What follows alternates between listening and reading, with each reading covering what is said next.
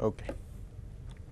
So, this is the class in which we will start our discussion on some other structures. In the last class we studied about remaining structures based on FCC packing of anions and some other structures like perovskite structures, cesium chloride structures, and so on. In this class we will take on some of the structures which are technologically important of technologically important materials, and they are based on, for instance, the perovskite packing of structures. So, in this they are not exactly perovskites, but what happens is the structure looks like as if perovskite units are stacked on top of each other, and this happens typically along C axis, or there is an inter twinning of perovskite structure with some other structure such as sodium chloride. So, mostly these structures are showed by materials like superconductors such as YbCO or ferroelectrics like bismuth titanate. We will look at only some of the examples, and rest of them, if you want to study them, you can go through them in the books. So, for instance, in YbCO, the parent compound is yttrium copper oxide, where copper is in +3 state, and this contains the stacking of YCuO3 perovskite units along the C axis. So, as you can see, if you multiply YCuO3 by 3, it becomes 3 perovskite units.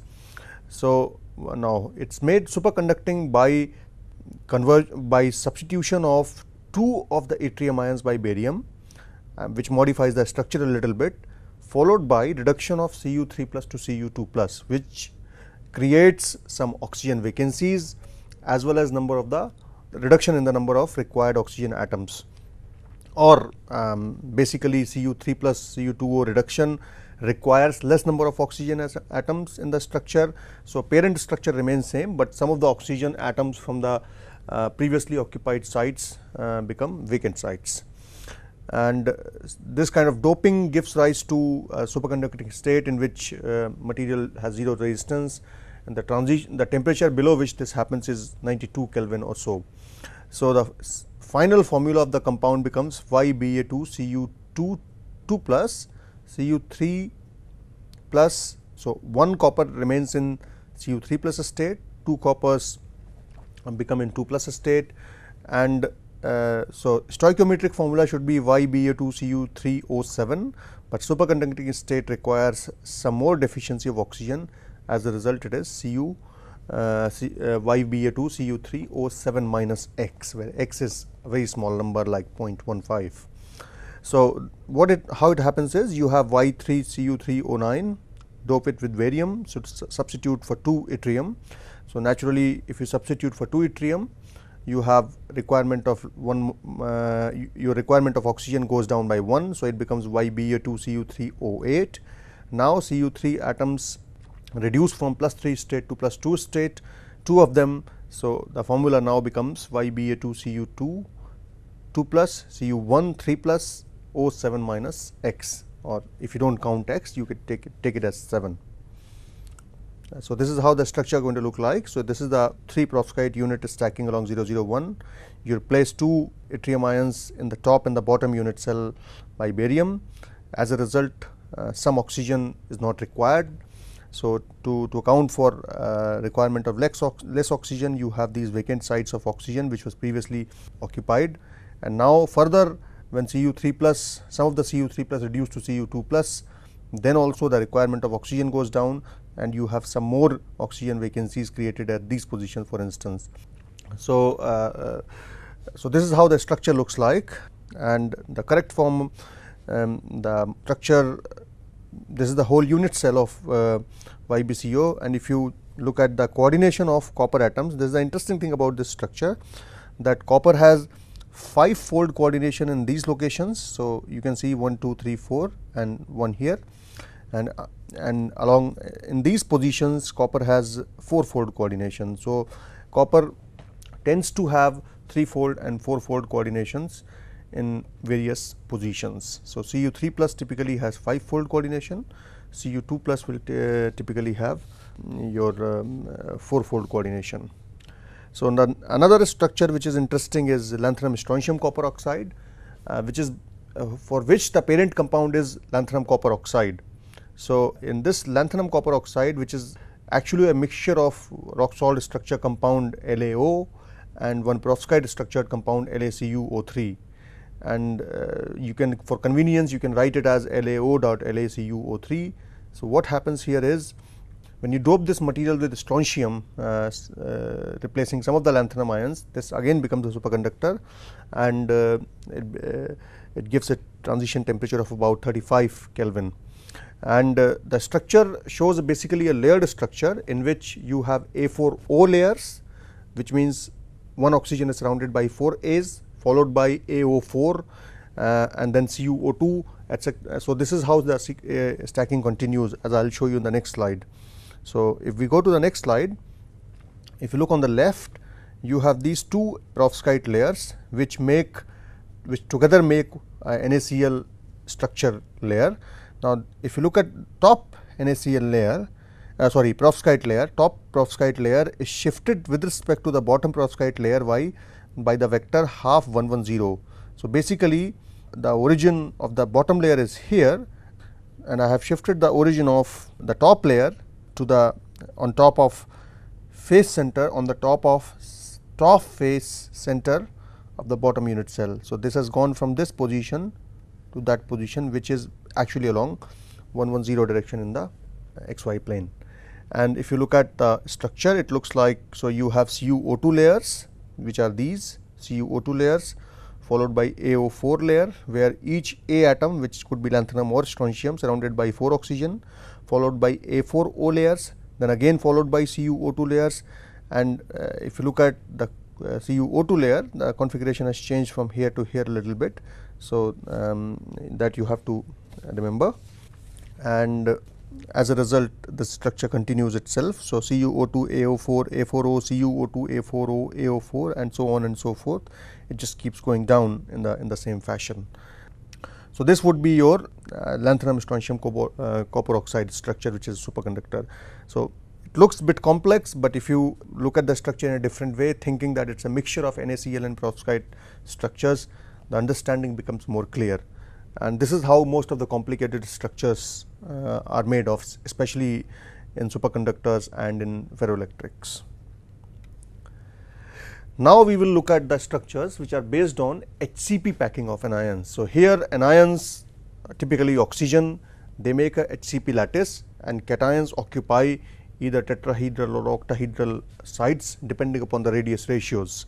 So the first the structures in this series are woodsite, corundum. Woodsite is your typical zinc oxide kind of structure. It is a polymorph of previously studied sphalerite or zinc sulfide zinc blend structure. You have corundum, which is the parent structure of alumina, alpha alumina. Then you can have ilmenite, lithium niobate, and rutile. So we will go through these one by one in this lecture. So woodsite, we will start with woodsite. Woodsite structured compounds have a stoichiometry of 1:1 for cation and anion, and they are referred by general formula Mx. And the examples, as I just now mentioned, these are polymorphs of sphalerite or zinc blend structured compounds, which are zinc sulfide or zinc oxide or silicon carbide, etc.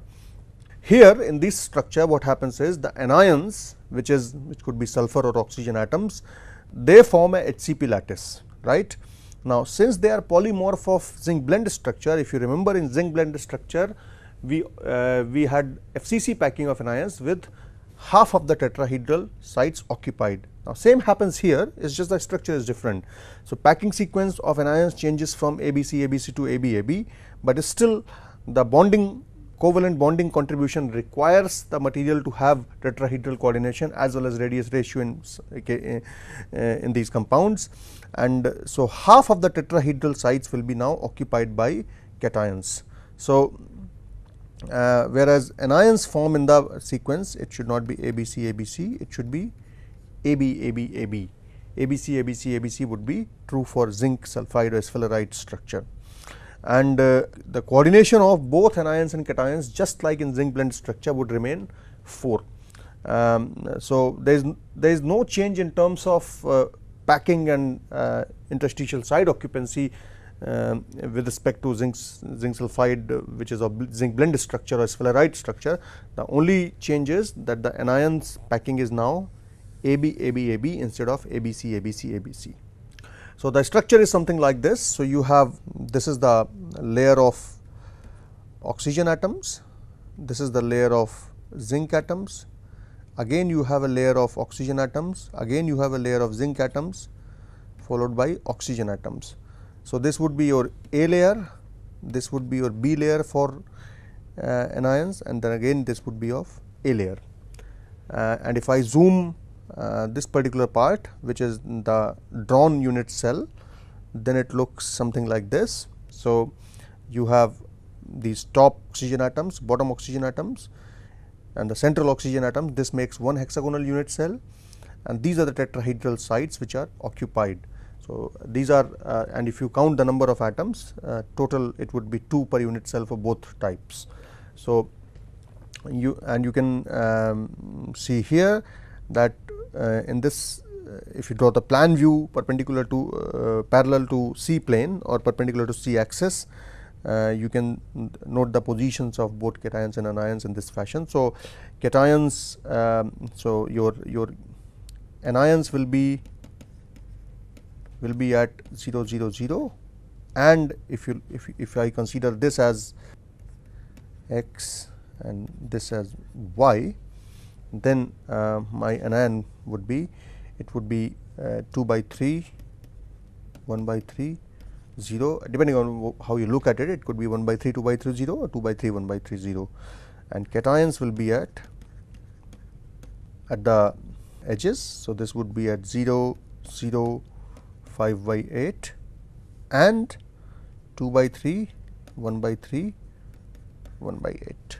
So, now if you look at the structure, only half of the tetrahedral sites are filled, and if you remember from HCP packing, in HCP packing you have tetrahedras which are pointing downwards, tetrahedras which are pointing upwards.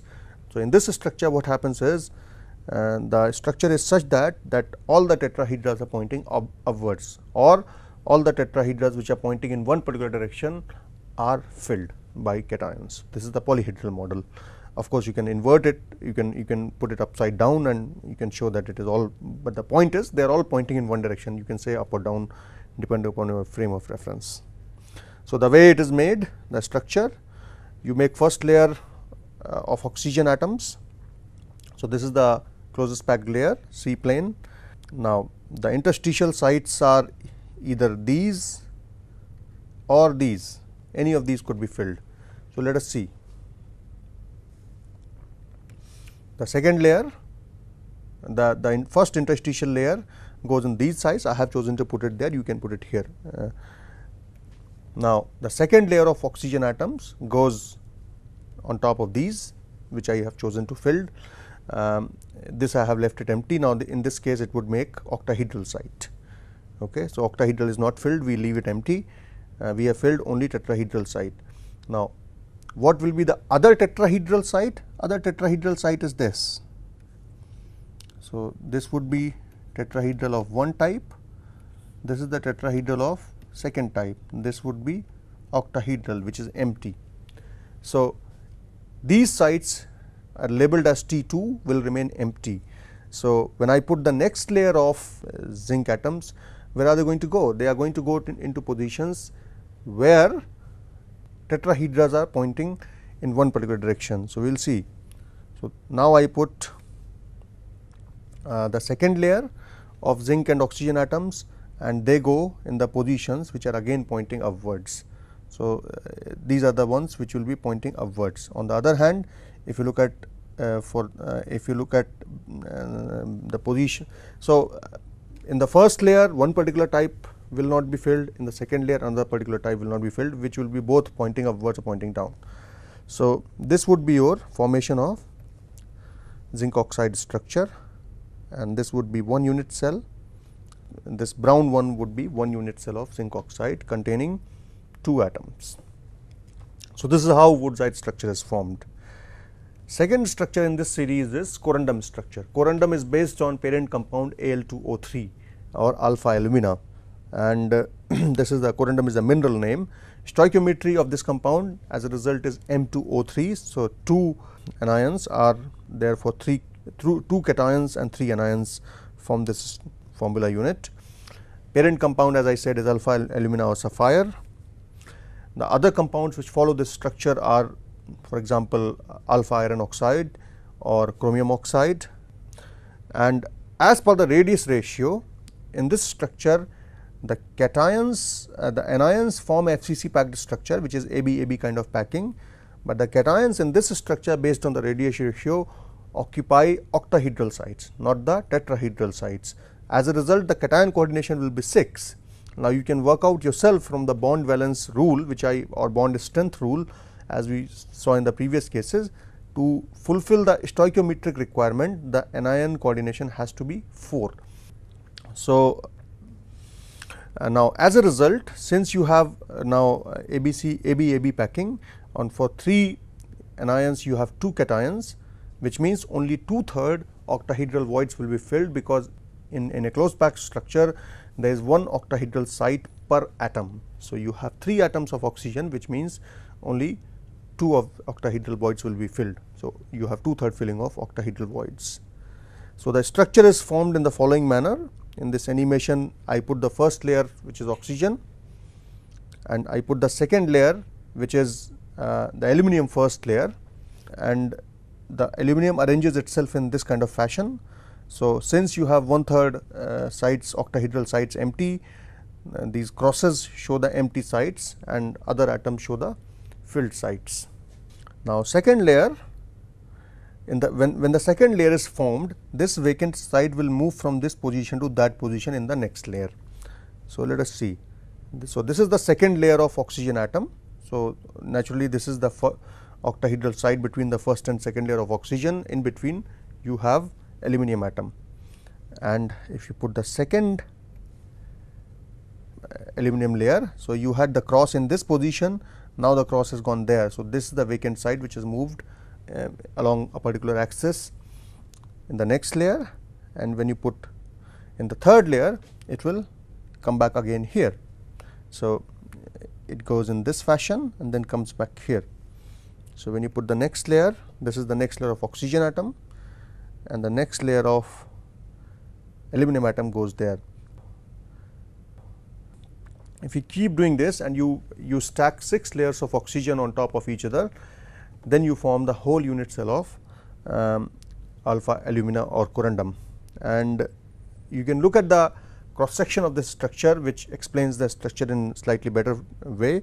So, let us say if I look at 10/10 plane, which is this plane, then this is how it looks. So, you have this first layer of a layer of, let us say, oxygen, followed by octahedral site filling. So, you have 2 filled and 1 empty site, followed by second layer of oxygen atom, followed by again 2/3 filling of octahedral site, but if you notice that the position of octahedral site has changed, and then you fill the third layer of oxygen, a layer, then again the cation layer, then again you see that the site changes in a sequential manner. So, first this one was empty, second this one was empty, and now this one is empty. You could have made this one empty, that one empty, and that one empty. So, it does not really matter. So, if you just keep doing it 6 times, so you have a first layer, second layer, third layer, fourth layer, fifth layer, sixth layer. This makes the whole unit cell, and this would be your C parameter of alpha alumina. And you can label the directions. This would be C axis, so 0 0 0 1 direction, and this direction would be 1 bar 2 bar 1 0. You have to make sure that the dot product of since this is 1 0 bar 1 0 plane, the dot product of this plane with these 2 directions has to be equal to 0. So, this is how you stack 2 different kind of atoms while you form this corundum structure. And as you can see, these are the columns of filled octahedras, alternatingly filled. So, these arrows point out these columns of octahedra, which share each other's faces. Now, the second structure which is important in this series is ilmenite structure. Now, ilmenite structure has same formula as a perovskite structure, that is AbO3, but it is not a perovskite structured compound, so rather it is based on the corundum structure. So, it is a hexagonal close packed structure in a similar fashion as Al2O3, except that the difference is in the Al2O3 you have for 3 oxygen 2 aluminum atoms, here for 3 oxygen atoms you have 1 A atom and 1 B atom. Now, the common example for this common compound or parent compound for this structure is FeTiO3, iron titanate. Other examples are, for example, cadmium titanate, cobalt titanate and many other materials which follow this structure. However, iron titanate is the most commonly known compound for this structure. So, atomic arrangement is similar to Al2O3, except that in one layer you have iron, in the second layer you have titanium, and the site filling sequence is similar to as you have in aluminum oxide. So, coordination numbers, both iron and titanium, since the filling is according to aluminum oxide structure, site filling remains same. So, iron and titanium both remain octahedrally coordinated. However, the coordination of oxygen now changes, it is coordinated by 2 titanium and 2 iron atoms, but it is coordinated by 4 cations.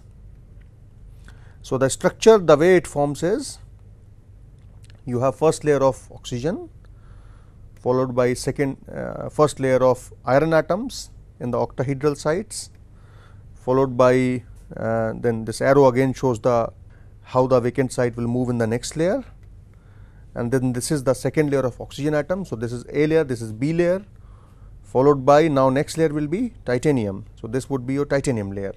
Okay. But if you notice, the vacant site position is same as in aluminum oxide structure. Then you will have next layer of oxygen atom, which would be again A layer, followed by next layer of iron atom, which would go right on top of the first layer of iron atoms. Then you will have this structure formed if you keep doing it 6 times, and so the whole structure will consist of 6 layers of cations or oxygens, and this will make a complete ilmenite structure. Again we can look at 10 plane. So, first layer of oxygen, followed by first layer of iron, followed by B layer of oxygen, followed by first layer of titanium. If you notice, the vacant sites remain same, except that now aluminum atoms are replaced in one layer by iron, second layer by titanium. Then again A layer of oxygen, then again second layer of iron, followed by second layer of titanium, followed by again oxygen, again iron, again titanium, then oxygen. So, this will whole make one unit cell of iron titanate. Again you can mention the directions just like that. So, this is how, and again these are the phase sharing octahedra, but now regularly alternatingly occupied by iron titanium vacant, iron titanium vacant. So, this is how it is going to be occupancy sequence. So, this is another important structure which is ilmenite structure. Now, in this series the next structure will be your lithium niobate structure. Now, lithium niobate is an important compound. It's ferroelectric in nature, it has optical properties which are of technological importance. We will discuss that in the next slide. So, if we go to the next slide, so again lithium niobate structure is very similar to aluminum oxide. By this I mean that the anion sublattice is same. So, anions pack in the same manner as they pack in aluminum oxide. Now, the difference is now in each layer where aluminum was, both lithium and niobium go, but they go in an ordered manner. So, that lithium and niobium occupy the aluminum positions in an ordered fashion, so that the structure becomes repeatable. So, it's different to FeTiO3 where Fe and Ti occupy the octahedral sites in alternating layers. Here both the atoms stay in the same layer, but in an ordered fashion. So, this material, as I said, is ferroelectric in nature, which makes it important from the point of view of technology. This also has a highly anisotropic refractive index, which is anisotropic means it is direction dependent.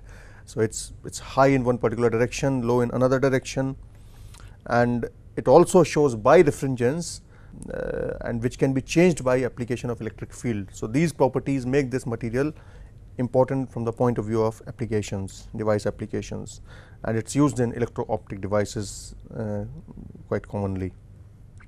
So, this is your lithium niobate 0001 plane.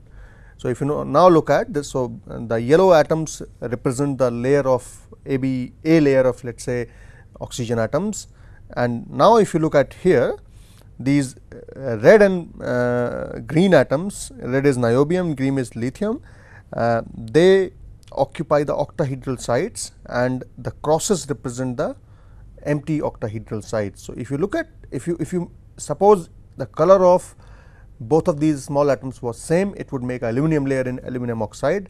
Now, here if you notice, both of these are occupied in such a manner, so that in one position lithium is surrounded by 3 niobium, in another position niobium is surrounded by 3 lithium. So, this is how the structure looks like, or if you make it a hexagon in this layer, the apex of the hexagon and the vertices of the hexagon are alternatingly occupied by lithium and niobium atoms. So, this is how it is going to proceed when you stack this structure. I am not going to show you the stacking because it is very similar to in the previous two structures. I am just going to show you the cross section of 10 plane. So, here you have again AB layers, these are the oxygen layers. In between them you have, so lithium niobium cross, which is the vacant side, then again lithium niobium vacant side. Then in the next layer, since the vacant position moves in this direction in all the structures, so you will have again niobium vacant, lithium niobium, then again you will have vacant. So, this is how it continues, again 6 layers of oxygen atoms, and this makes a lithium niobate unit cell. Again columns are columns of octahedral sites, and you can again see lithium niobium vacant, lithium niobium lithium vacant, niobium lithium vacant sites. The difference to FATI structure here is, here if you notice, this lithium and niobium atoms, they make a charged dipole, which is a reason for this ferroelectric nature of these compounds, and all these dipoles are pointed in one direction, which do not cancel each other. And if you go back to iron titanate structure, there also you have dipole formation, but both the dipoles are oppositely oriented and they cancel each other, hence it is not a ferroelectric material. So, this is one of the peculiar observation in this material. So, this would be your dipole. So, these are the structures which are based on perfect HCP packing of anions. The last structure in this series is going to be your titanium oxide or rutile structure, which is based on HCP packing, but it is not exactly perfect HCP packing, rather it is called as a quasi HCP packing of anions. So, we will look at that structure in little detail, and following that we will summarize this module, and in the next class then we will start with a different module. So, the next slide is on rutile. Now, rutile is a very well known material, it is used as pigments etc. in applications, and it is basically a polymorph of a well known titanium dioxide. Other forms that can be available are anatase and brochite, but rutile is something which is very well known for variety of reasons. Now, in this structure you have quasi HCP packing of anions, which means anions pack in the same fashion as in a FCC structure, but there is some distortion in terms of spacing of atoms and formation of perfect hexagon. So, it is not exactly a hexagonal structure, but sort of quasi HCP structure. Now, again in this structure based on the radius ratio, you have octahedral side filling bications, which means which means titanium goes to octahedral side having 6-fold coordination. Now, if titanium is coordinated by 6 oxygens, based on the stoichiometry, oxygen will be coordinated by 3 titaniums. So, this is something, or it will have triangular coordination. So, this is something which you can again verify using bond valence or bond strength rule. And since you have for 2 anions 1 cation, only half of the octahedral sites will be filled. So, when we form the structure, the resulting structure does not have a hexagonal form, rather it is tetragonal in nature because of slight distortion of the structure. So, that is why this HCP packing is referred as quasi HCP packing. This material again, it has anisotropic diffusion properties, and cation, which is titanium, it tends to diffuse, it tends to have different diffusivities in different directions, and this makes this material very interesting. And also it has a very large and anisotropic refractive index, which is again technologically useful, and this also tends to have high birefringence, and this is commonly used as pigment and for some other optical applications and electronic applications, and is in general non-toxic applications. Hence, it is also useful for some biological applications as well. So, this is the structure, this is how the structure is formed. You have this one layer of oxygen atom, which is which forms itself in the same fashion as in a HCP structure. So, you can look at this hexagonal array of oxygen atoms, and if you look at the structure, the octahedral sites are now filled by titanium, but you see in this particular direction all the sites are filled, in this particular direction all the sites are empty, then again you have a column of filled sites, then again you have a column of empty sites. So, this tells you that 50% of octahedral sites are filled. Now, the unit cell has its corners, if you look at the unit cell from top, for example, unit cell has its corners on titanium atoms. So, it makes, this is the basal plane, for example, of a tetragonal structure, and this would be your A axis and this would be your C axis as denoted below. And if you look at now the whole structure, so when you put the next structure, next layer on top of both oxygen and atom, oxygen and titanium, you see something like this. So, you have a bottom layer of titanium atoms with oxygen atom. So, this is the whole layer of, so you have first layer of titanium, second layer of titanium, third layer of titanium. Between them you have oxygen either top, either below or under the layers. And if you look at, excuse me, and if you just connect these oxygen atoms, they form an octahedra, and center of this octahedra is occupied by titanium atom. And if you look at each oxygen atom carefully, each oxygen atom is occupied by, each oxygen atom is coordinated by 3 titanium atoms, because none of these oxygen atoms are perfectly within the plane, they are slightly out of or above the plane, and their positions are not exactly in the center of the planes. As a result, they tend to be closer to 3 cations than anions. And if you look at the polyhedra model, the polyhedra model looks something like this. So, octahedras at the corners. So, since all the titanium atoms will be coordinated by octahedras at the corners at pointing in this direction, and octahedra at the center will be pointing in this direction. So, it is a structure in which some half of the octahedras will be pointing in this way and half of the octahedras will be pointing in this way. So, this will make a this way and this way. So, this will make a titanium oxide rutile structure. So, in summary, we have gone through variety of topics. We started with the discussion on lattice and bonding. We went through the concept of point lattice, what a point lattice is, what is a primitive lattice, what is a non-primitive lattice.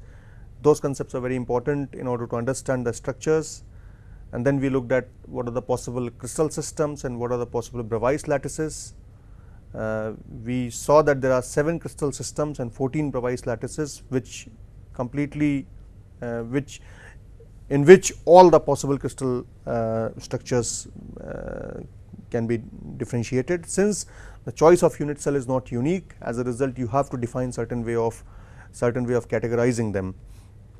So, this forms a basis of 7 crystal systems, and then symmetry comes into picture, which takes us to Bravais lattices. So, you have, for example, simple cubic, body centered cubic, face centered cubic structures, and then various other forms of orthorhombic and tetragonal structures, and then rhombohedral, monoclinic, triclinic and hexagonal structures. So, these were the structures. Then we looked at some formation of planes and directions very briefly. Then we reviewed the bonding. In bonding, we looked at metallic bonding, covalent bonding and ionic bonding. In most of the ceramic structures tend to be ionically bonded with partial contributions from covalent bonding. since most of the ceramics are made from cations and anions, which in most cases have good difference of electronegativity, and this gives rise to very strong ionic bond. As a result, they also have high modulus and high melting points and low coefficient thermal expansion. And then we moved on to understanding the ceramic structures, and before that we also looked at how the atoms pack in metals, how the atoms pack in general, which actually form the basis of metallic structures, and voids between these spheres are interstices which form a very good basis for filling in ionic structures, because in ionic structures anions being bigger, they form the host lattice and cations occupy the interstitial sites. And then we looked at various possible structures, and we see that there are certain guidelines which govern the formation of these structures, which are called as Pauling's rules, and based on these rules you have certain coordination of each anion or each cation and anion, and the interstices based on the stoichiometry can be completely or partially occupied, and since the sizes of these atoms are often not perfect according to radius ratios, and also the shape of the atom may not be completely spherical, often you have deviations from the equilibrium structure. So there are structural distortions, but in most cases it is very easy to understand the structures. So most of the compounds follow three common structures. You have structures based on FCC packing of anions, such as rock salt, sphalerite and fluorite structure. So most of the ceramic structures, most of the ceramic compounds follow three common structures. There are structures where host lattice is made in FCC packing by anions. So ABC kind of packing of anions, examples of which are materials like magnesium oxide, zinc oxide, zirconium oxide, etc. And these are defined by parent structures. So you can have rock salt structure, which is a FCC based structure, where cations occupy the octahedral sites, and based on the stoichiometry all the octahedral sites are filled. And you can also imagine this structure to have intertwined structure of two FCC lattices made by cation and anion. Similarly, you can have sphalerite structure. Sphalerite structures zinc sulfide or zinc blend structure, it is also often called as, and compounds which follow this structure are, for example, your zinc oxide, zinc sulfide, silicon carbide, etc. Here again anion make FCC lattice. However, here the cation has tetrahedral coordination. Now based on the stoichiometry, it's there is only 50% occupancy of tetrahedral sites. As a result, you have a periodic occupancy of tetrahedral sites, which we looked at.